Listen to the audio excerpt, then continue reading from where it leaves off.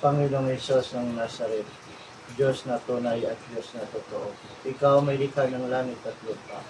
Ama, ikaw ang nagpapagaling ng lahat ng may sakit at karamdaman ng tao.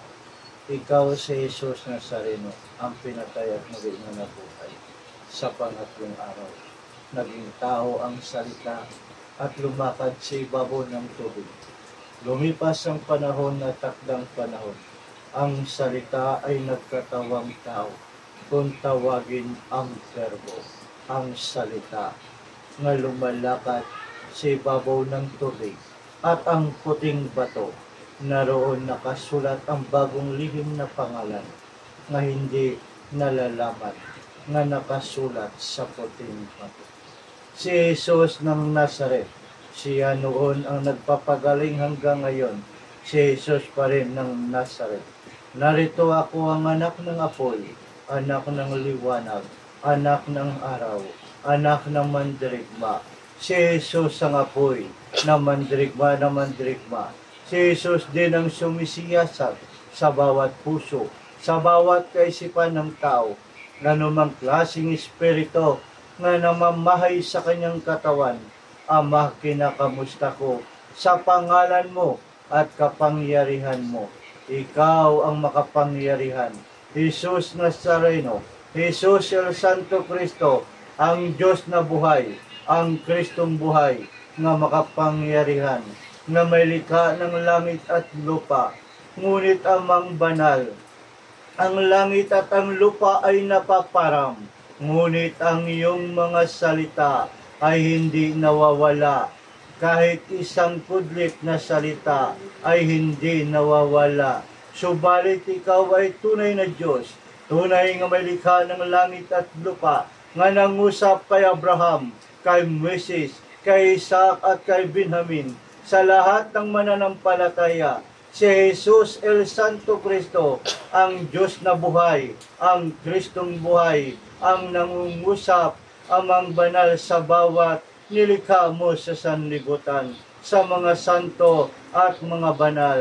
Ikaw rin ang tinig, ang salita na dilang apoy, ang nangusap kay Moises sa Mount Sinai, kung saan amang banal pinakuha mo ang 10 utos, the 10 commandments of God. Si Jesus ng Nazaret, nga aming Ama at Panginoon na tagapagligtas. Sino ka sa katawan? Anong pangalan mo? Ha? Sino ka? Sinong espiritu na rito? Ha? Anong pangalan mo? Ha? Kaluluwa? Ha? Sino na rito? Anong pangalan mo? Sa pamamagitan ng salita, narito ako, Ama, ang salita mo ay makapangyarihan. Lahat na dumi at salot sa kanyang katawan. Anong pangalan mo? Ha? Kaluluwa? Ha? Magkukulam? Ha? Ano? Anong espiritu na rito? Ha? Anong espiritu na rito? Anong pangalan mo? Ha? Kaluluwa? Ha? Kaluluwa? Anong pangalan mo? Ha? Wala kang pangalan? Pwede ba ang tao walang pangalan? Ang lahat ng tao ay binyagan. Ha? Anong pangalan mo? Ang salita ng mga pangyarihan, ang salita ay 2 talim. Isa sa kanan, isa sa kaliwa. Ang kanan ay nagpapagaling at bumubuhay. Ang kaliwa ay Ama nagpaparusa. Ikaw ang Diyos at Panginoon nga makapangyarihan sa silong ng langit at lupa. Si Jesus ng Nazaret, ang Diyos at Panginoon nga makapangyarihan, ang nagpapagaling, nagpapalayas ng masamang espiritu sa katawan ng tao. Kaluluwa ka? Ha? Sa katawan? Sino rito? Ha? Ha? Sino rito? Sino? Masasaktan ka. Ano pangalan mo?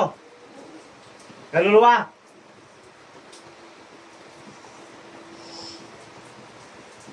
Inalis ko sa aking katawan. Sa pangalan ng Ama, Anak at ng Diyos Espiritu Santo. Amen. Ang salita ng mga Panginoon, salita ito. Dilat ang mata. Mayroon dyan gumagawa dyan. Kaya ganyan. Ang paramdam mo?